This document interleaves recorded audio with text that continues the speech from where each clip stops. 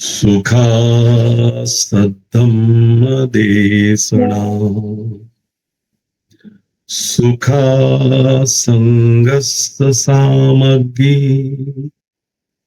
समगानं तपो सुखो.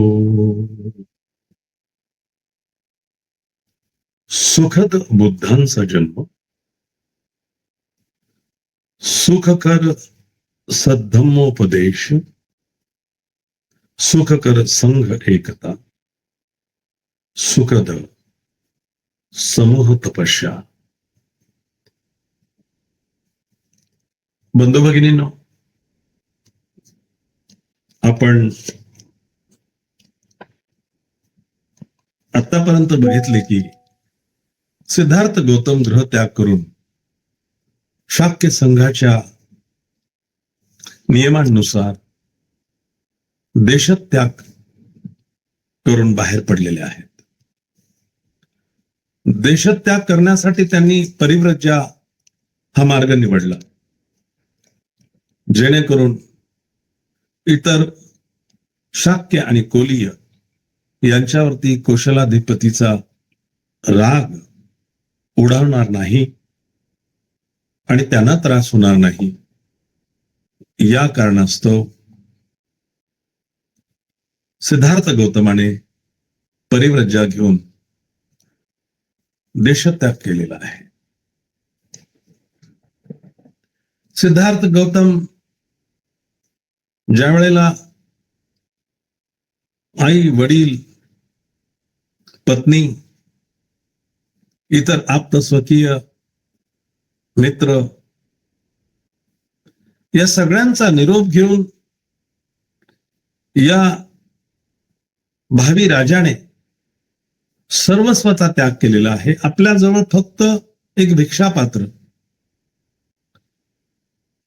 आणि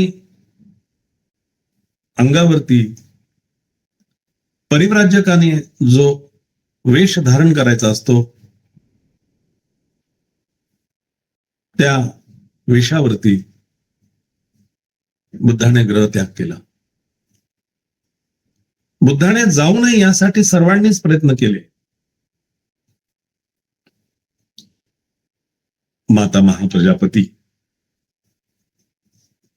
पिता राजा शुद्धोधन, महामंत्री उदयीन आणि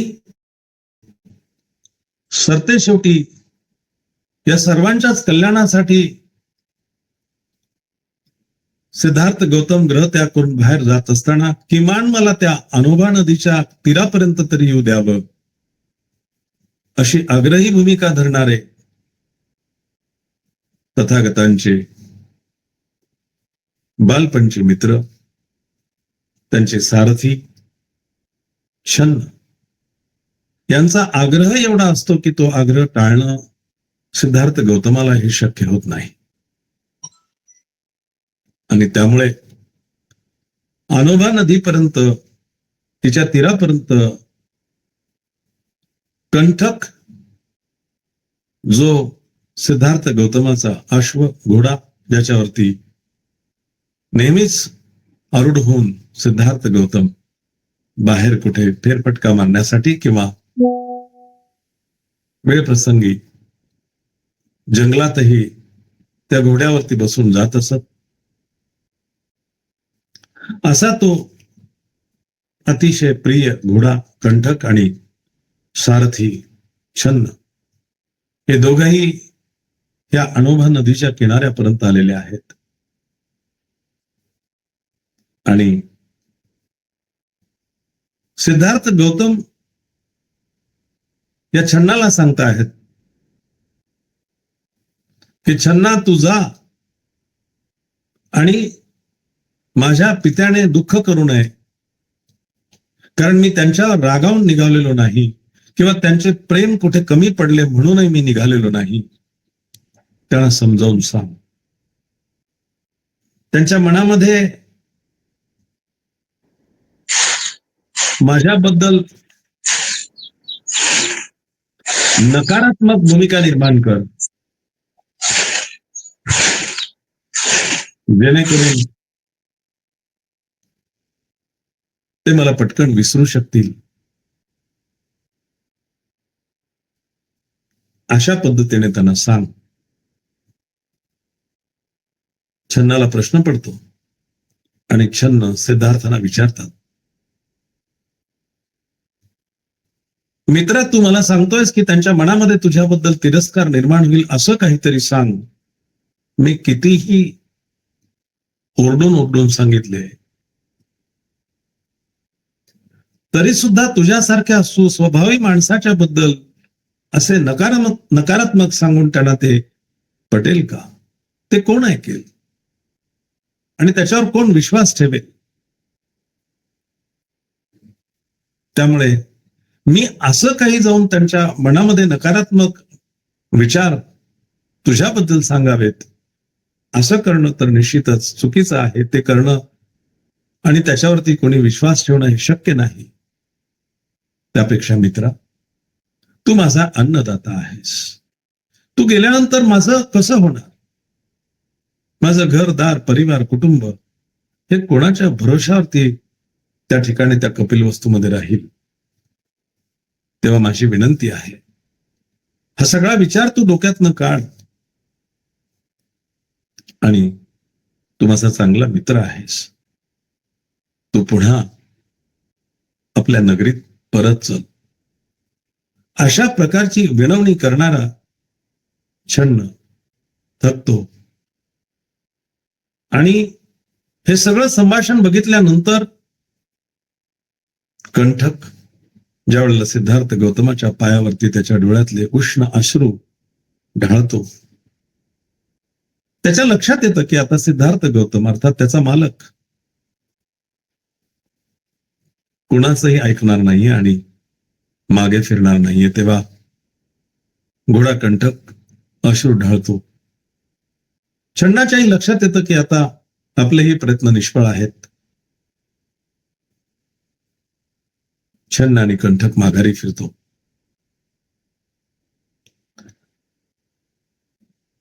त्या नगरात परत येतात. सगळ्यांच्या आशा पुन्हा पल्लवित होतात. घोड्यांच्या अर्थात त्या कंठकाच्या टापांचा आवाज जेव्हा घरामध्ये असलेले लोक ऐकतात तेव्हा त्यांना असं वाटतं की आपला राजपुत्र परत आला आहे. आणि म्हणून त्या तरुणी, त्या मुली आपल्या घराच्या खिडक्या उघडून बघतात. काही जण ओरडून सांगतायत की चला चला, राजपुत्र परत आला, सिद्धार्थ गौतम परत आला, चला त्याला भेटूया. सगळेच जण हर्षोल्लासित होतात. सगळ्यांचा आनंद गगनात मावेनासा होतो. परंतु प्रत्येक जण जेव्हा बघतो की कंठक त्याच्या पाठीवरती सिद्धार्थ नाही आहे, कंठक आणि छन्न सिद्धार्थाला परत न आणताच आलेले आहेत. आणि मग अतिशय दुःखावेगाने कोणी मूर्छित होऊन पडताय, कोणी जोरजोरात रडतंय, ओरडतंय, कोणी छाती बडवतंय, कोणी रागाने त्या छन्नाच्या मागे मागे जातंय. आणि तू सिद्धार्थाचा अतिशय जिवलग मित्र, तू सुद्धा या कामी काहीच करू शकला नाहीस, तू सिद्धार्थाला परत घेऊन येऊ शकला नाहीस, म्हणून त्याच्यावरती रागावून त्याच्या मागे मागे मागे जातात. सिद्धार्थ त्याच्या आईच्या मनामध्ये सारखा हाच विचार असतो की सर्व सुखात ज्याचं आयुष्य गेलं, 29 वर्षांचा होईपर्यंत या राजगृहामध्ये, या महालामध्ये तो अशा पद्धतीने राहिला की त्याच्यासाठी मऊ गादी, बिछाणा, त्याला ज्या वेळेला हवं त्यावेळेला 5 पक्वान्नांचं भोजन, तो निद्रेत असेल तर त्याला उठवण्यासाठी संगीत, या अशा सर्व प्रकारांनी राजवैभवात तो जगलेला आहे. आणि तो आता अरण्यात जाऊन त्याच्या हातामध्ये भिक्षापात्र आहे. त्याला कोण भिक्षा देईल?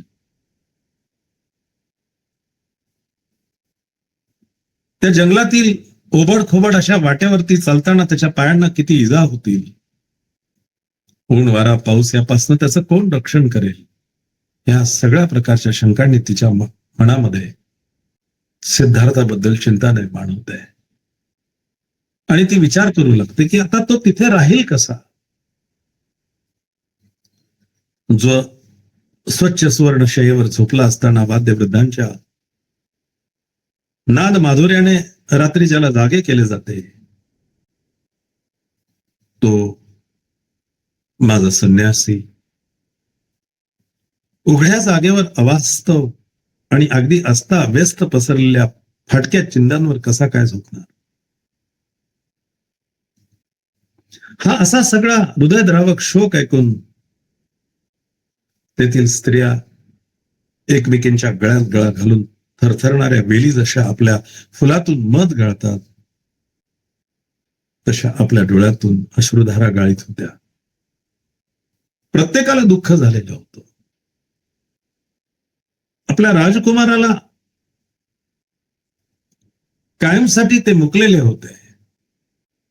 राजकुमार पुन्हा परत येणार नव्हता आणि यामुळे माता प्रजापतीचा शोक बघून सगळ्याच महिला, सगळ्या स्त्रिया एकमेकीच्या गळ्यात गळा घालून अगदी थरथरणाऱ्या वेलीच्या फुलांमधून मध गळावे त्या पद्धतीने त्यांच्या डोळ्यातनं अश्रू गळत होते. नंतर यशोधरेने आपण सिद्धार्थाला जाण्याची अनुज्ञा दिली हे विसरून गेली. कारण सिद्धार्थ जाण्यापूर्वी यशोधरेच्या कक्षात गेले आणि तिचा निर्धार बघून तेही आश्चर्यचकित झाले की मी किती भाग्यवान आहे की मला तुझ्यासारखी पत्नी मिळाली. आणि ती स्वतः म्हणते की ज्या अर्थी तुम्ही असा निग्रह करून जात आहात, त्या अर्थी नक्कीच तुम्ही जनकल्याणाचं काहीतरी मोठं काम करणार आहात. आणि कोलियांच्या विरुद्ध शाक्यांचं युद्ध हे मलाही सहन झालं नसतं, तेव्हा तुम्ही जो निर्णय घेतलेला आहे तो योग्य आहे असं मी समजते. तुमच्या जागेवर मी असते तर कदाचित मीही तोच निर्णय घेतला असता, असं धारिष्ट्यानं बोलणारी यशोधरा हे विसरून गेली की मीच त्यांना जाण्याची अनुमती दिली आहे. आणि ते विचार करते आहे की अगदी दिगूढ अवस्थेत धरणीवरती अंग टाकून देते. मी त्यांची धर्मपत्नी, ते मला कसे सोडून गेले. त्यांनी मला विधवा करून मागे ठेवले. त्यांनी आपल्या धर्मपत्नीला आपल्या नव्या जीवनक्रमाची भागीदारी कराव्याच पाहिजे होते. संसार त्याग करून ते गेले. त्यांनी आपल्या जीवनाचा नवीन मार्ग शोधून काढलेला आहे. किमान त्या मार्गावरती मी त्यांची अर्धांगिनी, मी त्यांची पत्नी, त्यांची धर्मपत्नी असं म्हणून तरी किमान त्यांनी मला त्यांच्या बरोबर न्यायला हवं होतं. मला स्वर्ग प्राप्तीची अपेक्षा नाही. माझी एकच इच्छा की माझ्या प्रिय पतीने मला या किंवा दुसऱ्या जगात एकटीला मागे ठेवून जाऊ नये. मला काय स्वर्ग प्राप्ती व्हावी अशी माझी अपेक्षा नाही. यशोधरा अतिशय व्याकुळ होऊन दुःख व्यक्त करते आहे. मला काहीही नको, धन दौलत स्वर्ग काही नको, पण मला माझ्या पतीने या किंवा त्यांनी निवडलेल्या दुसऱ्या जगामध्ये एकटं सोडून मागे ठेवू नये. त्यांनी मला बरोबर न्यावं एवढीच माझी इच्छा आहे. विशाल डोळे व प्रसन्न हास्य असलेल्या माझ्या पतीच्या मुखाकडे पाहण्यास मी जरी अपात्र असले तरी या बिचाऱ्या राहुलाने आपल्या पित्याच्या मांडीवर कधीही खेळू नये काय? ठीक आहे, माझ्या काही चुका झाल्या असतील. मी त्यांच्या मुखाकडे बघू नये किंवा मी त्यासाठी अपात्र जरी असेल तरी सुद्धा हा लहानसा राहुल, याचा काय दोष आहे? याने आपल्या पित्याच्या मांडीवर बसून खेळू नये काय? हाय रे देवा, त्या सुज्ञ पुरुष नायकाचे अंतःकरण किती निष्ठुर. त्याच्या सुकोमोल सौंदर्याप्रमाणे ते भासत असले तरी किती निर्दय व क्रूर. शत्रूलाही मोहित करील अशा बोबड्या बोलाच्या ह्या बालकाला आपण होऊन कोण बरे सोडून जाईल. यशोधरा त्रागा करते आहे,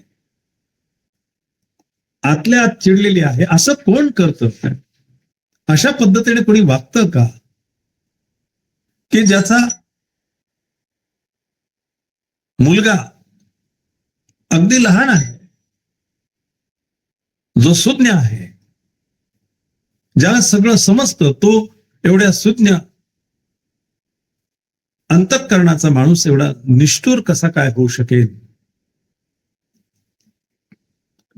अतिशय देखना, राजबिंडा, सर्वांगाने सुंदर असलेला हा सुकोमोल राजपुत्र पण किती निर्दय आणि किती क्रूर वागलेला आहे. लहान बाळ अगदी कोणतीही असो, आपल्या बोबड्या बोलाने शत्रूलाही निश्चितच मोहित करू शकतील. आणि आपलंही बाळ राहुल, ते सुद्धा अजून लहान आहे. आणि आपल्या अशा या लहानशा बाळाला त्याचे बोबडे बोल न ऐकताच त्याला कोण सोडून जाईल? कोणता पिता अशा पद्धतीने वागेल आणि निघून जाईल? परंतु यशोधरेचा त्रागा, तिचा राग आता अनावर झालाय आणि ती सिद्धार्थाला काय वाटेल त्या पद्धतीने बोलते आहे आणि तिचा राग व्यक्त करते आहे. निष्ठुर म्हणते आहे, क्रूर म्हणते आहे, निर्दयी म्हणते आहे. माझे हृदय खरोखरच मोठे कठोर आहे. होय, अगदी दगडाचे किंवा लोखंडाचे बनलेले असावे, कारण त्या हृदयाचा नाथ सुखोपभोग घेण्यास समर्थ असताना व एखाद्या पोरक्यासारखे आपले सर्व राजवैभव सोडून देऊन अरण्यात गेला असतानाही त्या हृदयाला तडा गेला नाही. यशोधरा स्वतःलाच दोष देते आहे. किती कठोर हृदयाची स्त्री आहे मी. अगदी दगडाचे, लोखंडाचे बनलेले असावे माझे हृदय, कारण त्या हृदयाचा नाथ म्हणजे या हृदयाचा मालक अगदी सुखोपभोग घेण्यास समर्थ असताना एखाद्या पोरक्यासारखे आपले सर्वस्व राजवैभव सोडून जाण्यात, अरण्यात निघून जात असतानाही आपलं हृदय त्याला तडा कसा गेला नाही? म्हणजे काय दगडाचं हृदय, लोखंडाचं हृदय इतकं कठोर आहे? एवढं सगळं घडलं असताना सुद्धा मी जमिनीवरती कोसळून गतप्राण कशी झाली नाही? हे हृदय दुभंगलं कसं नाही? या हृदयाला तडे कसे गेले नाहीत? पण मी काय करू? आता मला हे दुःख सहनच होत नाही. दुःखाने मूर्छित होऊन यशोधरा एकसारखी आक्रंदत होती. स्वभावता जरी ती संयमशील होती, तरी तिच्या या दुःखद स्थितीने तिच्या मर्यादेचा बंधारा फुटला होता. ती आता स्वतःला सावरू शकत नव्हती. तिच्या संयमाचा बांध तुटलेला होता. सिद्धार्थ जातो आहे, परवानगी घेऊन जातो आहे, जाईपर्यंत काही वाटलं नाही. आणि जेव्हा दृष्टीआड गेला, पण क्षण आणि सिद्धार्थ परत येईल अशी जी आशा होती, ती आशाही लोपलेली बघून जाणार नाही, कसा जाईल, का जाईल, आई वडिलांचा विचार करणार नाही का, पत्नीचा, मुलाचा विचार करणार नाही का, या आशावादावरती तो जाईलच कसा असा विचार करणारी यशोधरा जेव्हा तो निघून जाते, त्यावेळेला मात्र तिला आता स्वतःवरती नियंत्रण ठेवणं अवघड झालेलं आहे. ती स्वतःवरती नियंत्रणच ठेवू शकत नाही. आणि आता तिचा हा दुःखाचा बांध सर्व मर्यादा सोडून फुटलेला आहे. दुःखाने दिग्मूढ होऊन मोठमोठ्याने आक्रंदत जमिनीवर पडलेल्या यशोधरेला पाहून सर्व स्त्रिया मोठ्याने ओरडल्या आणि मोठाल्या कमळावर पावसाच्या सरींचा मारा व्हावा तसा अश्रूंच्या नद्या त्यांच्या डोळ्यातून गालावर वाहू लागल्या. यशोधरेचे हे दुःख कोणालाही बघवत नव्हतं. कोणीही ते सहन करू शकत नव्हतं.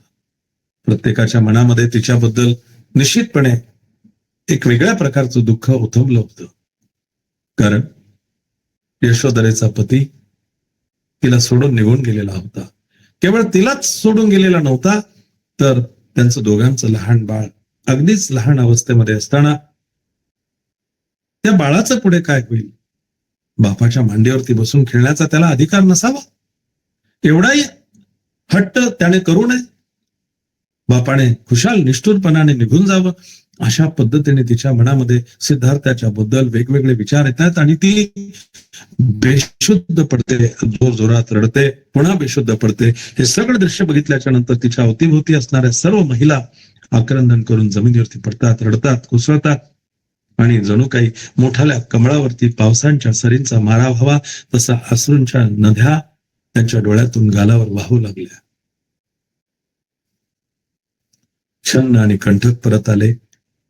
हे ऐकून आणि आपल्या मुलाला दृढ निश्चय समजताच दुःखित होऊन राजा शुद्धोधन धरणीवर पडला. सिद्धार्थाचा दृढ निश्चय, तो परत फिरणार नाही. सगळ्यांनी प्रयत्न केले. अनेक तरुणी, अनेक ललना त्याला संसारामध्ये कसा तरी टिकून ठेवण्यासाठी प्रयत्न करत राहिला. महामंत्री उदयनी अनेक प्रकारे प्रयत्न केले. छन्न शेवटपर्यंत गेला. अनोबा नदीच्या किनाऱ्यापर्यंत जाऊन सिद्धार्थाला परत ये मित्रा असं म्हणून वारंवार विनंती करू लागला. त्याचा आवडता घोडा कंठक तोही सिद्धार्थ गौतमाच्या पायावरती त्याच्या डोळ्यातील उष्ण अश्रू ढाळत राहिला. सिद्धार्थाने त्यालाही समजवलं आणि त्यालाही सांगितलं की तुझे दिवस चांगले येतील, तू रडू नकोस. छन्नालाही समजवलं. छन्ना माणसाला कितीही प्रयत्न केला तरी मृत्यू शेवटी वेगळं करतोच आणि आपल्या मातेच्या आणि सिद्धार्थाच्या दोघांची ताटातूट झालेली सांगतो. या सगळ्या गोष्टीतनं सिद्धार्थ परत मागे फिरत नाही. सिद्धार्थाने घेतलेली प्रतिज्ञा पूर्ण करण्यासाठी सिद्धार्थ ग्रह त्याग करून निघून गेलेला आहे. छन्न परत आलाय परंतु सिद्धार्थ आला नाही. कंठक परत आलाय परंतु सिद्धार्थ परत आलेला नाही. ही बातमी जेव्हा राजा शुद्धोधनांच्या कानावरती पडते आणि आपल्या मुलाचा दृढ निश्चय त्यांना समजताच दुःखित होऊन राजा शुद्धोधन धरणीवरती पडलेला आहे. दुःख विवळ झालेल्या शुद्धोधनाला सेवकांनी सावरून धरले. तेवढ्यात त्यांनी अश्रूंनी डबडबलेल्या डोळ्यांनी त्या घोड्याकडे एकटक पाहिले आणि जमिनीवरती अंग टाकून विव्हळत ते रडू लागले. घोड्याकडे बघितलं. कंठक जो सिद्धार्थ गौतमाचा आवडता घोडा ज्याच्या पाठीवरती बसलेला असताना त्याला बघण्याची सवय शुद्धोधनाला होती, आज मात्र कंठकाच्या पाठीवरती कोणी नाही, सिद्धार्थ नाही. ते बघितल्यानंतर पुन्हा सर्व आठवणी त्याच्या डोळ्यासमोर उभ्या राहिल्या आणि तो विव्हळत रडत जमिनीवरती कोसळला. त्यानंतर शुद्धोधन उठले, मंदिरात गेले. त्यांनी तेथे देवाची प्रार्थना केली आणि पूजा अर्चा करून आपला मुलगा सुरक्षित परत यावा म्हणून देवाची आराधना केली. प्रत्येक बाप, प्रत्येक आई ज्या ज्या पद्धतीने जे जे काही करता येणं शक्य आहे ते सर्व करण्याचा प्रयत्न करतात. आपला पुत्र आणि तोही एवढ्या तरुण वयात जर ग्रहत्याग करून जात असेल तर प्रत्येक मातेला खूप दुःख होतं, पित्याला खूप दुःख होतं, वाईट वाटतं आणि ते कुठे ना कुठे प्रयत्न करतात. त्या पद्धतीने शुद्धोधन राजा मंदिरामध्ये जाऊन त्या देवाकडे प्रार्थना करतोय की माझा पुत्र सुखरूप आणि व्यवस्थित परत घरी यावा अशी आराधना करतायत. देवा, कधी रे आम्ही त्याला पुन्हा पाहू, असे म्हणत शुद्धोधन, गौतमी आणि यशोधरा एक एक दिवस कंठू लागले. सिद्धार्थ गौतम निघून गेले. सगळ्यांचे प्रयत्न निष्फळ ठरलेत. सिद्धार्थाला माघारी कोणी आणू शकलं नाही. आता मृत्यूची वाट पाहत राजा शुद्धोधन, माता प्रजापिता आणि यशोधरा या तिघांचीही अशी अवस्था झालेली आहे की जगणं मुश्किल झालेलं आहे. प्रजापतीने अनेक प्रकारे दुःख व्यक्त केलं. यशोधरेने सुद्धा तिच्या लहानशा बाळाच्या अनुषंगाने स्वतःलाच दोष दिला की मी अजूनही जिवंत कशी आहे, माझ्या हृदयाला तडा कसा गेला नाही, माझा एवढा सुंदर छान असा पती गेला तरी मी लोखंडासारखं हृदय माझं, दगडासारखं हृदय माझं झालंच कसं, आणि मी अजूनही जिवंत कशी आहे. पिता शुद्धोधन राजा देवाकडे नवस करतो आहे, विनंती करतो आहे, याचना करतो आहे की माझ्या पुत्राला, माझ्या राजकुमाराला सुखरूप परत घेऊन ये. कपिलवस्तू सोडल्यावर मगध देशाची राजधानी राजगृह येथे जाण्याचा सिद्धार्थ गौतमाने विचार केला. कपिलवस्तूच्या सर्व सीमांचे उल्लंघन केल्याच्या नंतर आता पुढे काय? मग मगध देशाची राजधानी राजगृह या ठिकाणी जाण्याचा सिद्धार्थ गौतमाने विचार केला. राजा बिंबिसार हा तेथे राज्य करीत होता. मोठमोठे तत्वज्ञ आणि विचारवंत यांनी राजगृह हे आपले मुख्य निवासस्थान बनवलेले होते. अतिशय सुंदर अशी नगरी. राजा बिंबिसार त्या नगरीचा अधिपती. विद्वान लोक, तत्वज्ञ लोक, मोठे विचारवंत लोक या नगरीमध्ये येऊन आपले निवासस्थान बनवत आणि हा विचार मनात ठेवून गंगेच्या वेगवान प्रवाहाची तमा न बाळगता तो तिचे पात्र ओलांडून पलीकडे गेला. या राजगृहामध्ये अत्यंत विचारवंत आहेत, तत्वज्ञ आहेत, मोठे ज्ञानी लोक आहेत आणि म्हणून त्या नगरीत आपण जाऊया असा विचार करून वाटेत नदीचा प्रवाह अतिशय वेगवान असताना सुद्धा तिची तमा न बाळगता ते पात्र ओलांडून सिद्धार्थ तिकडे गेला. वाटेत तो प्रथम साकी नावाच्या ब्राह्मण योगिनीच्या आश्रमात थांबला. साकी नावाची एक ब्राह्मण योगिनी. वाटेत तिचा आश्रम लागला, तो तिथे जाऊन थांबला. नंतर पुढे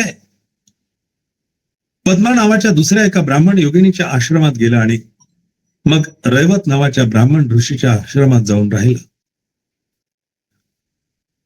साकी, पद्मा, रैवत, साकी आणि पद्मा या ब्राह्मण योगिनी, परंतु रैवत हा ब्राह्मण ऋषी या प्रवासामध्ये त्यांच्या आश्रमामध्ये जाऊन त्यांच्याकडे काही शिकण्यासारखं आहे का ते बघितलं. त्या सर्वांनी त्याचे आदरातिथ्य केले. सिद्धार्थ गौतमाचे आकर्षक व्यक्तिमत्व, वागणूक आणि इतर सर्व पुरुषांना मागे टाकणारे त्याचे विलोभनीय सौंदर्य पाहिल्यावर त्या प्रदेशातील लोक त्याने अंगावर संन्याशाचे कपडे घातलेले पाहून आश्चर्य करू लागले. एवढा देखणा, एवढा राजबिंडा, जणू काही हा स्वर्गीय लोकांचा राजा दिसावा, भासावा असं हे सुंदर रूप, आणि त्याने संन्याशाचे कपडे अंगावर घालावेत. यामुळे सर्वच जण अतिशय आश्चर्यचकित होऊ लागले. त्याला पाहिल्यावर दुसरीकडे जात असलेला मनुष्य निश्चल उभा राही, तर उभा असलेला मनुष्य त्याच्या मागोमाग चालू लागे. सावकाश आणि गंभीरपणे चालत असलेला मनुष्य धावू लागे. तर बसलेला मनुष्य एकदम उठून उभा राही इतकं वेगळं रूप. सर्वांग सुंदर अशा या सिद्धार्थ गौतमाकडे बघितल्यानंतर एखादा माणूस उभा असेल तर चालू लागे, एखादा चालत असेल तर थांबून जाईल, एखादा फक्त बघत असेल तर त्याच्या मागे धावत सुटे. असं विलोभनीय हे सौंदर्य बघितल्यानंतर प्रत्येकाला आश्चर्य वाटे. काय करावं सुचत नसे. बसलेला माणूस उठे, उठलेला माणूस बसे. काही लोक त्याला दोन्ही हाताने वंदन करीत, तर काही पूज्य बुद्धीने मस्तक नमून त्याला अभिवादन करीत. काही जण प्रेम शब्दाने त्याला संबोधित. कोणीही मनुष्य त्याला अभिवादन केल्याखेरीज जात नसे. जणू काही ज्यांची कल्पना केवळ कल्पनाच केलेली आहे अशा स्वर्गातील देवदेवतांचे रूप घेऊन हा सिद्धार्थ गौतम पृथ्वीवरती अवतरलेला आहे, अशा प्रकारची प्रत्येकाच्या मनामध्ये भावना. आणि म्हणून प्रत्येक जण त्याच्याकडे बघून अगदी पूज्य बुद्धीने मस्तक नमून त्याला अभिवादन करीत. कोणी त्याच्याबद्दल शब्द सुमन उधळीत, तर कोणी त्याला अभिवादन करीत. ज्यांनी रंगीबेरंगी कपडे घातले होते अशा लोकांना त्याला पाहून लाज वाटे. वाटेल त्या विषयावर गप्पा मारणारे लोक गप्प होत. त्याला पाहिल्यावर कोणाच्याही मनात वाईट विचार येत नसत. अंगावरती रंगीबेरंगी चित्र विचित्र अशा प्रकारचे कपडे परिधान केलेले लोक, त्यांना लाज वाटे की आपण ह्या असल्या देवतुल्य माणसाकडे बघतो आहोत की देवाकडे बघतो आहोत. आणि अशा व्यक्तीकडे बघत असताना आपल्या अंगावरती असे चित्रविचित्र कपडे, त्याची त्यांना लाज वाटे. मनात ते दुःखी होत की आपण हे कोणते कपडे घालून बाहेर फिरतो आहोत. नको त्या विषयांवरती गप्पा करणारे लोक त्याला बघताच गप्प बसत, शांत होत. त्यांच्या मनामध्ये असा भाव येईल की आपण काय बडबडतो आहोत आणि आपल्या समोर साक्षात देव आपल्या समोरून जात असताना आपण चुकीच्या गप्पा करत आहोत. गप्प बसा म्हणून ते शांत होत. आणि त्याला बघितल्याच्या नंतर कोणाच्याही मनामध्ये यात किंचितही वाईट विचार येत नसे.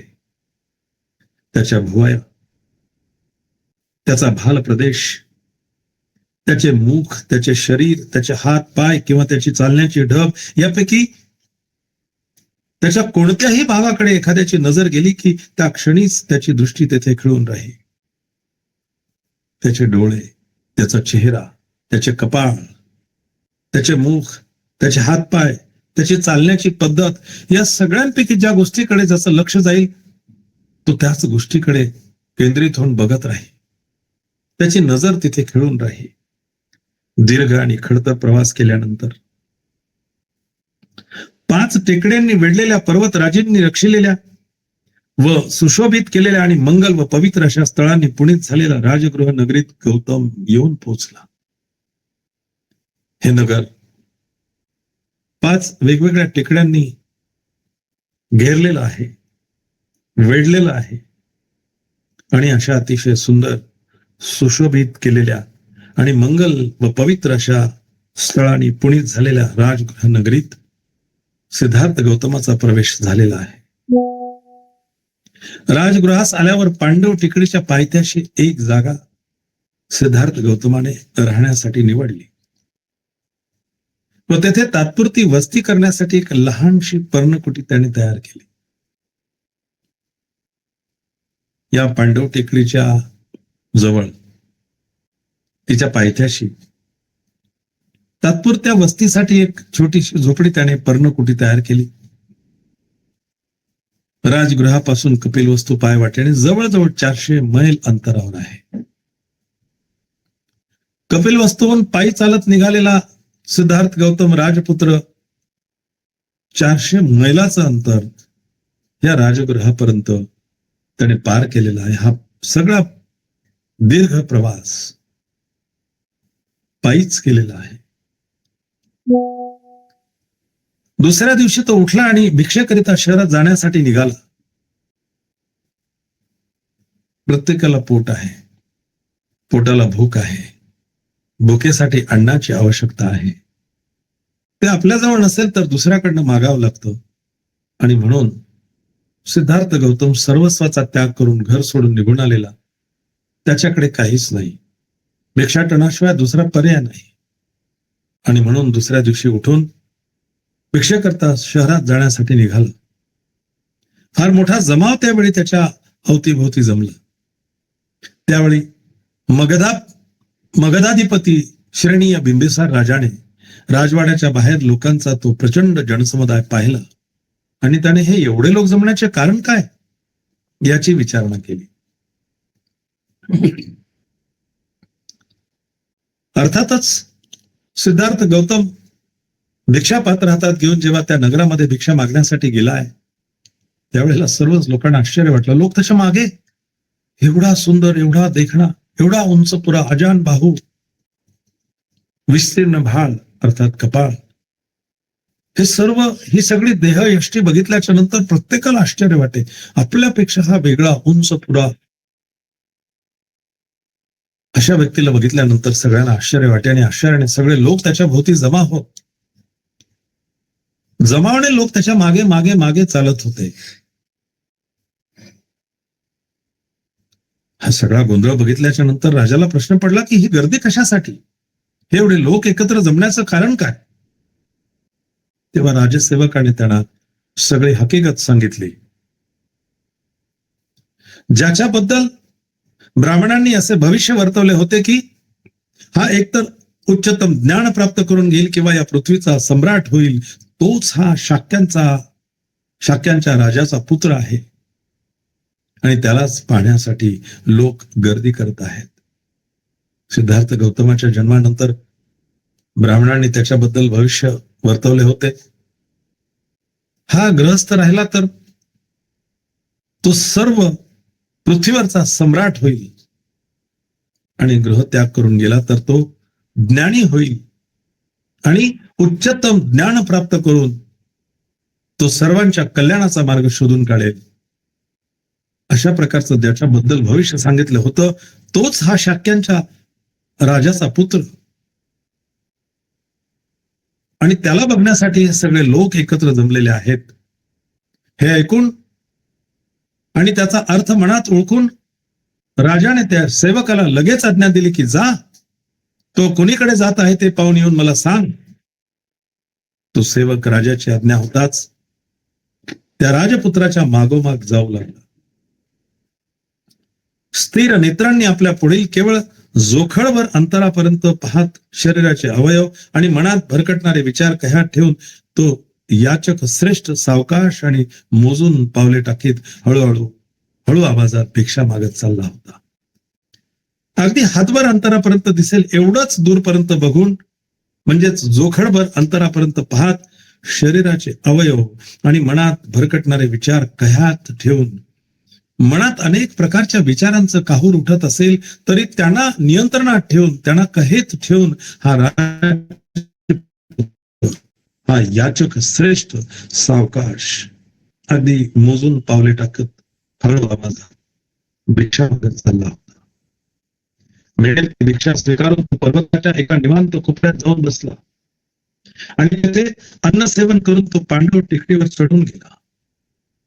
लोह वृक्षांनी दाटलेल्या आणि मयुरांच्या केकारवांनी निनादलेल्या त्या अरण्यात रक्तरंगाची वस्त्रे धारण केलेला तो मानव जातीचा सूर्य पूर्व दिशेच्या पर्वतराजीवरील बाल सूर्यासारखा तळपू लागला. लोद्र वृक्षांनी दाटलेल्या मयुरांच्या ओरडण्याने केकारवांनी निनादलेल्या त्या अरण्यात लाल रंगाचे वस्त्र परिधान केलेला हा मानव जातीचा सूर्य, माणसांमधला हा सूर्य पूर्व दिशेच्या पर्वतराजीवरील बाल सूर्यासारखा तळपू लागला. पूर्व दिशेने जो सूर्य उगवतो जणू काही हाही मानव जातीतील सूर्य, हा बाल सूर्य त्याच दिशेने इकडे येताना दिसतो आहे आणि तो त्या अतिशय सुंदर अशा अरण्यामध्ये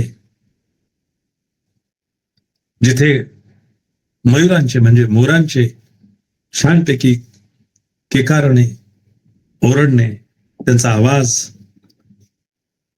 या सर्व सुंदर अशा अरण्यामध्ये हा बालसूर्य तळपतो आहे असे भासू लागले.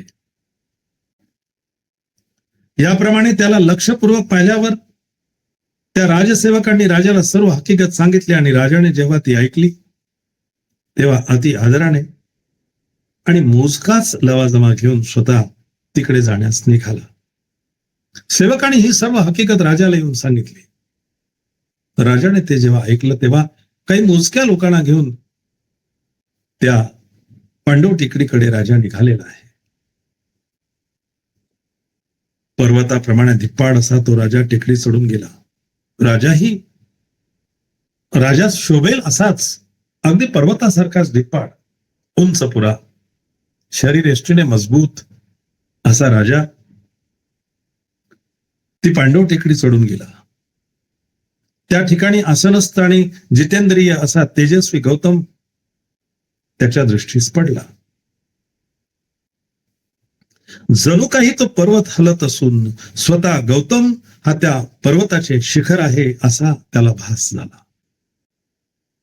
तो पर्वत हलतो आहे आणि त्या पर्वताचे शिखर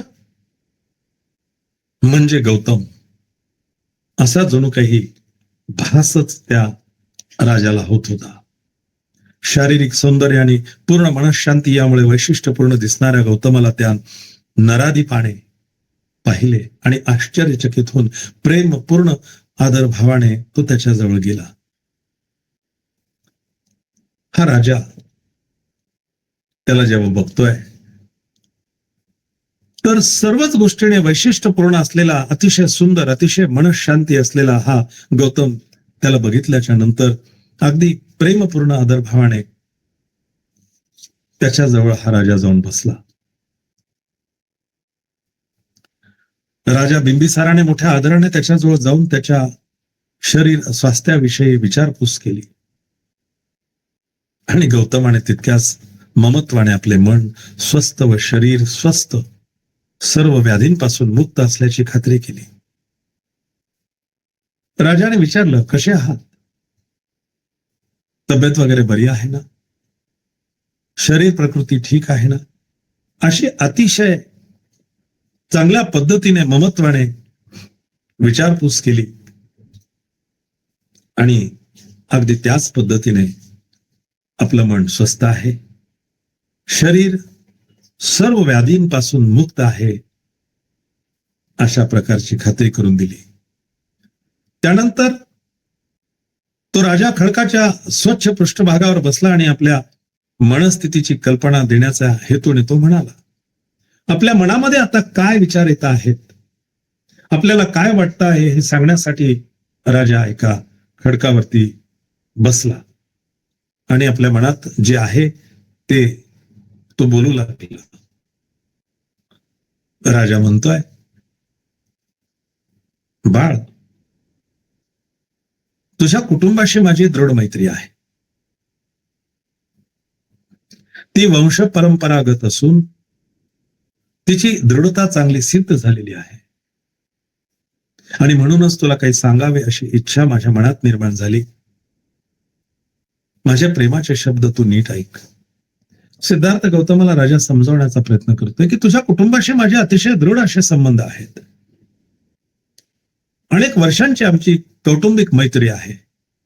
वंश परंपरेने आम्ही एकमेकाचे चांगले मित्र ठरलेलो आहोत आणि त्या नात्याने, त्या जवळकीच्या प्रेमाच्या नात्याने मी तुला सांगावं असं मला वाटतंय. म्हणून मी तुझ्याशी दोन शब्द बोलण्याचा प्रयत्न करतोय, ते तू नीट ऐक. सूर्यापासून ज्याचा प्रारंभ झाला आहे असा तुझा वंश, नव तारुण्य डोळ्यांना भुरळ घालणारे सौंदर्य, याचा मी जेव्हा विचार करतो तेव्हा मला अचंबा वाटतो की इतर सर्व गोष्टींशी इतका विसंगत असा राजोपभोगापेक्षा सर्वस्वी संन्यासाचे जीवन जगण्याचा हा तुझा निर्धार तुझ्या मनात कसा निर्माण झाला? तुझं कुटुंब, तुझा वंश अगदी त्याचा उगमच सूर्यापासून झालेला आहे, त्याच्यापासून त्याचा प्रारंभ झालेला आहे. अशा वंशातला तुझं अतिशय डोळ्यांना भुरळ घालणारं सौंदर्य, तुझं तारुण्य, या सगळ्यांचा तू खरं तर राजोपभोग घ्यायला हवा होतास आणि ते सर्व सोडून तू संन्यासाचे जीवन जगण्याचा निर्धार केलास. नेमका कसा? तुझ्या अवयवांना रक्तचंदनाचा सुगंधच योग्य आहे. रक्तवर्णाची ही जाडी भरडी वस्त्रे त्यांना शोभत नाही. या तुझ्या हाताने प्रजाजनांचे रक्षण करावे, दुसऱ्याने दिलेले अन्न धारण करणे त्याला शोभत नाही. एवढा देखणा, एवढा सुंदर, तुझ्या शरीराच्या प्रत्येक अवयवातून रक्तचंदनाचा सुगंध यावा आणि तू ही रक्तवर्णाची जाडी भरडी वस्त्रे परिधान करतोयस हे तुला शोभत नाही. या तुझ्या बलदंड हाताने तू तुझ्या प्रजाजनांचे रक्षण करावे, अशी तुझी सगळी अवस्था असताना तू हे काय करतोयस? दुसऱ्याने दिलेले अन्न ते ग्रहण करतोयस हे तुला शोभत नाही. म्हणून हे सौजन्यशील युवका, जर तुला तुझ्या वडिलांचे राज्य नको असेल तर माझ्या अर्ध्या राज्याचा तू औदार्याने स्वीकार कर. याप्रमाणे तू केलेस तर तुझ्या आप्तस्वकीयांना दुःखाचे कारण उरणार नाही. कालांतराने सार्वभौम सत्ता देखील अखेरीस धीर गंभीर अशा पुरुषाच्या आश्रयासाठी धाव घेते. म्हणून या बाबतीत तू मला उपकृत कर. सज्जनांच्या साह्यामुळे सज्जनांचा उत्कर्ष जास्त प्रभावी ठरतो. हे सौजन्यशील राजपुत्रा, हे युवका, तुला तुझ्या वडिलांचे राज्य नको असेल तर तू चिंता करू नकोस. माझ्या अर्ध्या राज्याचा तू औदार्याने स्वीकार कर. काळजी करू नकोस. तुला तुझ्या वडिलांबद्दल काही मनात राग आहे का? काही राग आहे का? त्यांचं राज्य तुला नको आहे का? मग काळजी करू नकोस. आता या क्षणाला तू माझं अर्ध राज्य स्वीकार. कालांतराने मी मरणप्राय होईल, मी मृत्यूला प्राप्त होईल. त्यावेळेला या सर्व राज्याचा तू अधिपती होशील आणि नक्कीच सज्जनांच्या सहाय्यामुळे सज्जनांचा उत्कर्ष जास्त प्रभावी ठरतो. आणि अशा धीर गंभीर पुरुषाच्या आश्रयासाठी सगळ्याच गोष्टी धाव घेतात. तसं हे राज्य तुझ्यासाठी थांबलेलं आहे, तुझी वाट पाहत आहे. तू या राज्याचा औदार्याने स्वीकार कर. हे राज्य तुझी वाट पाहत आहे. परंतु तुझ्या वंशाभिमानामुळे जर तुला माझ्याविषयी विश्वास वाटत नसेल तर अगणित अशा सज्ज असलेल्या सैन्यात आपल्या बाणांसह सामील हो आणि मला मित्र मानून आपल्या शत्रूंना जिंकण्याचा प्रयत्न कर.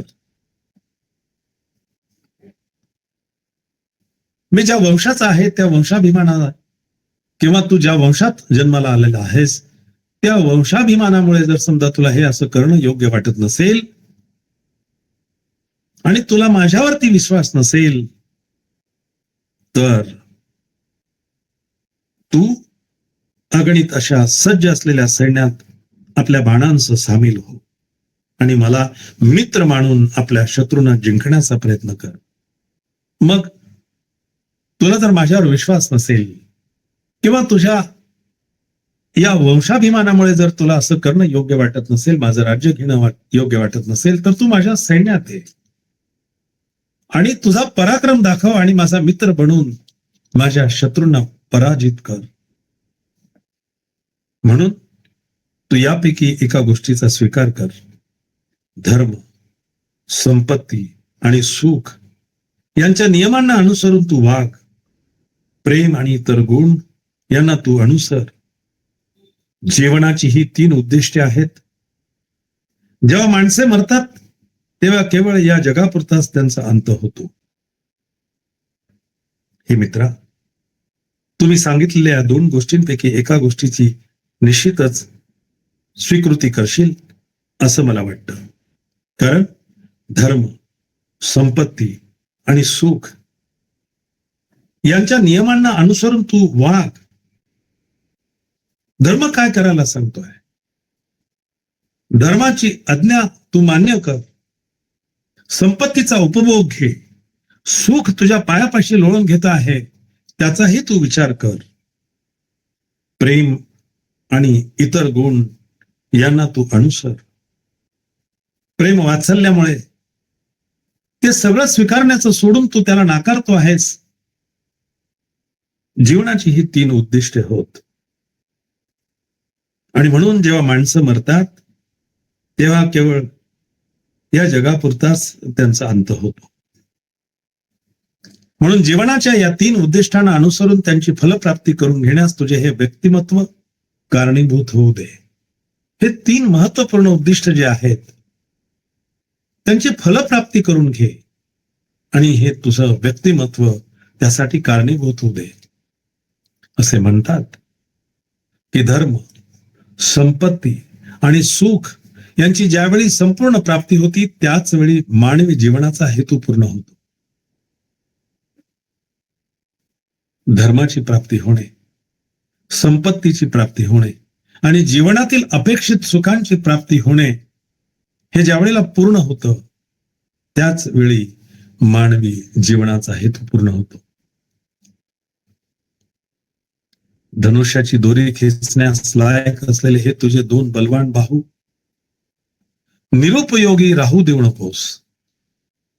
ते हे पृथ्वीच काय पण त्रैलोक्य जिंकण्यास अधिक समर्थ आहेत. अरे ही पृथ्वी काय, ही छोटीशी आहे तुझ्या पराक्रमापुढे. तुझे 2 बलवान बाहू जे आहेत ना त्यांचा उपयोग कर, त्यांना निरुपयोगी राहू देऊ नकोस. खर तर धनुष्याची दोरी खेचण्यास अतिशय योग्य असलेले तुझे हे हात, तुझे हे बाहू त्याने तुझा पराक्रम दाखव. केवळ या पृथ्वीवरच नव्हे तर त्रैलोक्य जिंकण्यास अधिक त्यांना समर्थ कर. मी तुला हे प्रेमामुळे सांगत आहे, सत्ता किंवा उद्धटपणामुळे नव्हे. तुझा हा याचक वेश पाहून माझे मन अनुकंपेने भरून आले आहे आणि मी अश्रू ढाळीत आहे. याचकाचे जीवन जगू इच्छिणाऱ्या गौतमा, नामवंत अशा तुझ्या वंशाला साजेसे तुझे सौंदर्य. वार्धक्य येऊन नष्ट होण्यापूर्वी वेळ गेली नाही तोपर्यंत आताच सर्व सुखांचा उपभोग घे. सिद्धार्थ गौतमाला राजा बिंबिसार अगदी वेगवेगळ्या पद्धतीने समजवण्याचा प्रयत्न करता आहेत आणि सांगता आहेत की वृद्ध मनुष्य धर्माने पुण्य मिळवू शकतो. मुळात तर हे जीवन जे आहे हे जीवन जगू इच्छिणाऱ्या हे गौतमा, हे सिद्धार्था, तुझा वंश अतिशय नामवंत आहे आणि त्याला शोभेल असं तुझं सौंदर्य पण आहे. आणि उगाच वय झाल्यानंतर मृत्यू येईल, त्यामुळे ते वार्धक्य येऊन नष्ट होण्यापूर्वी त्याचा तू उपभोग घे. आता ही योग्य वेळ आहे. यावेळी तू सर्व सुखांचा उपभोग घे. वृद्ध धर्माने पुण्य मिळवू शकतो. सुखोपभोगाच्या दृष्टीने वृद्धापकाळ असह्य असतो. सुख भोगण्यासाठी जीवनाचं म्हातारपण, आयुष्याचं म्हातारपण योग्य नसतं. म्हणून असे म्हणतात की सुखे ही तरुणांसाठी असतात, संपत्ती मध्यम वयस्करांसाठी आणि धर्म वृद्धांसाठी. सुख उपभोगण्याचं तुझं वय, तुझं तारुण्य असं सगळं असताना तू त्याचा त्याग करतो आहेस, त्याला सोडतो आहेस. हे तुझं ते वय नाही. कारण वृद्धापकाळामध्ये मनुष्य सुखापासून दूर असतो, सुखोपभोगण्यापासून दूर असतो. कारण संपत्ती मध्यम वयस्क माणसांसाठी असते आणि वृद्धांसाठी धर्म असतो. आजच्या या जगात यवन हे धर्म व संपत्ती यांचा शत्रू आहे. तारुण्य, यवन, धर्म आणि संपत्ती यांचा शत्रू आहे. तू आत्ता ज्या वयामध्ये आहेस, संपत्ती आणि धर्म याचा विचार तू करू नकोस. कारण तुला सुखोपभोगण्याची इच्छा असली पाहिजे आणि त्याचा उपभोग तू घेतला पाहिजे. आपण स्वतःला सुखोपभोगापासून दूर ठेवण्याचा कितीही प्रयत्न केला तरी आपण त्यांना टाळू शकत नाही. तारुण्यामध्ये कोण व्यक्ती अशा पद्धतीने सुखोपभोग घेण्यापासून दूर जाईल? किंवा त्याचा त्याग करेल, असं कोणीही करणार नाही. आणि तू असं का करतो? इच्छा असले तरी माणसं त्याला टाळू शकत नाही. म्हणून जिथे जिथे सुखे सापडतील तिथे तिथे तुझ्या यवनाने त्यांचा उपभोग घ्यावा. तुला जेव्हा संधी मिळेल तेव्हा तू ते सुख सुख उपभोगण्याचा प्रयत्न कर, त्याचा आनंद घे. म्हणून वृद्धत्वाची प्रवृत्ती चिंतनाकडे असते.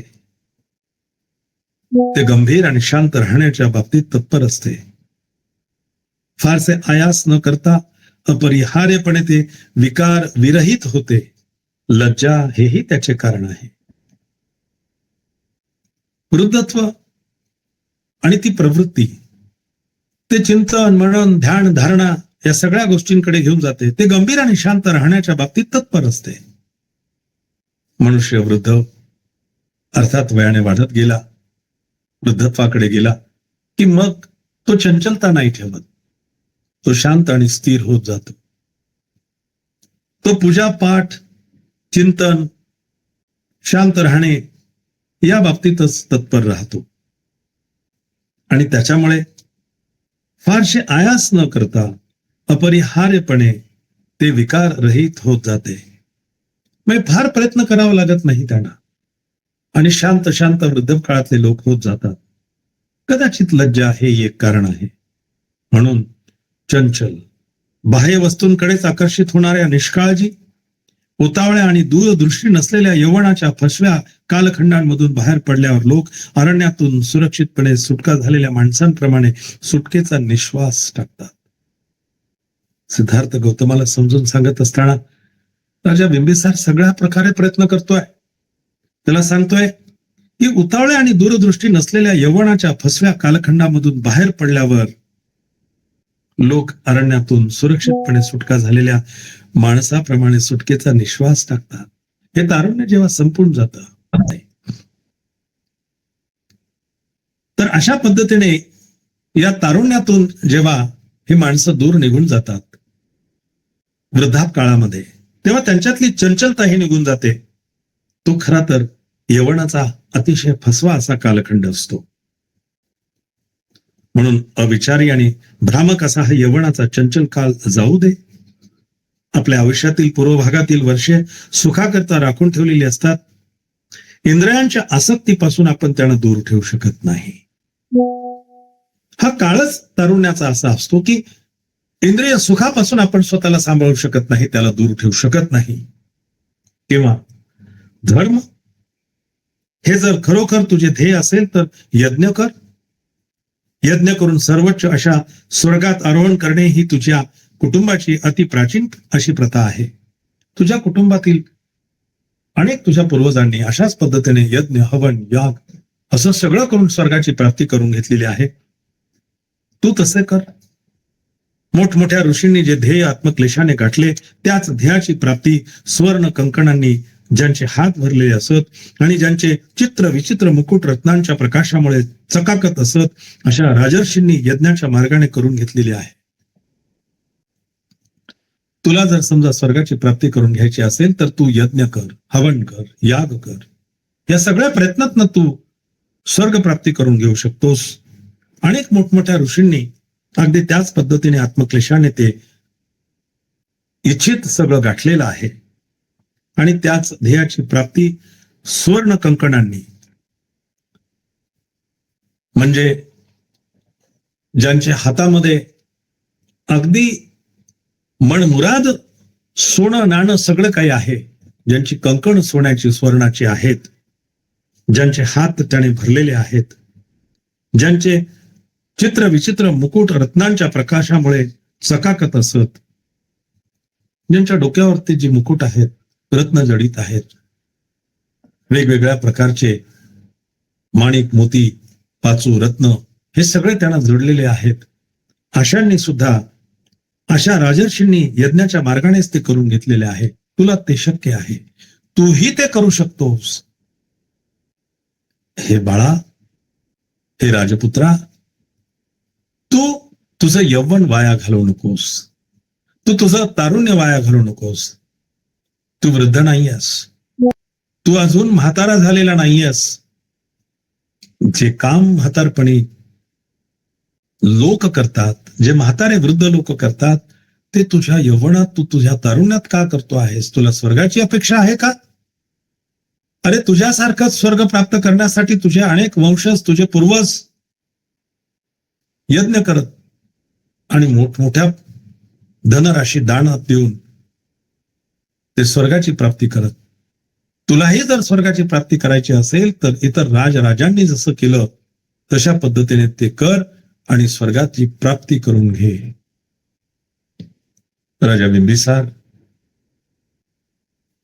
प्रत्येक गोष्टीतनं त्याला त्याच्या तारुण्याची आठवण करून देऊन, तू आता राजोपभोग घेण्यासाठी, सुखोपभोग घेण्यासाठी हे तुझं सर्व आयुष्य आत्ता तयार आहे आणि तू ते वाया घालवतो आहेस. तुला राज्य हवं आहे का?